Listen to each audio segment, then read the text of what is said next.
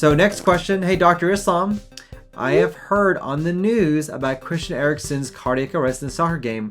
What are your thoughts on that? Well, number one, I want to say that we're very happy that he seems to be doing well based on the reports that I've seen as well, and that the responders that actually went there did a great thing in terms of obviously resuscitating him and getting him back to where he was before, because he was gone. I mean, he was literally dead until the first responders were there to do the CPR and do the actions that they need. So we're very, very happy that he seems to be on the road to recovery. So what actually happens? What actually is a cardiac arrest?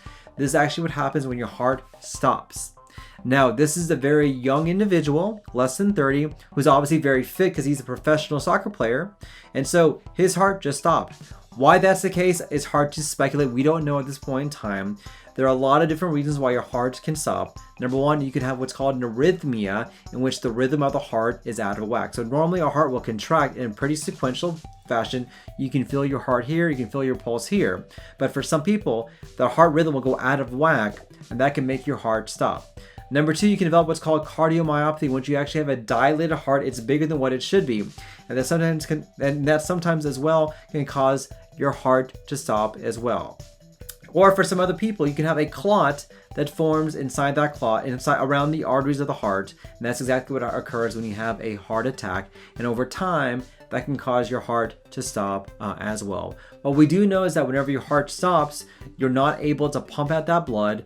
You lose that blood supply going to all your vital organs. So you feel dizzy. All of a sudden, you just fall down. You don't move. You feel lightheaded. And with that, you lose the lack of blood supply going to your brain. Over time, in pretty short time, if you don't have enough blood going to your brain, you're going to suffer long-term brain damage from that. Now, why Christian Eriksen actually had his heart stop, no one knows why. We have no reports on that, so I'm not going to speculate on what the cause for that. But we are seeing some athletes who are developing heart problems for any number of different reasons. Maybe they had a congenital defect, which we didn't realize until later on. We know that sometimes COVID is causing some issues as well. We also have, for some people, their heart can be a lot more dilated, even when you're an athlete, than other individuals. We don't know exactly what it is in this particular case. What we do know is that the first responders did the most important thing, which is using CPR and also using a defibrillator to shock the heart as well. These are critical things that every person should try and understand what to do, because you never know when you're going to be in a situation in which you have to give CPR. That by far is the most important thing that you can do to bring someone back to life, whether it's a stranger or somebody that you love.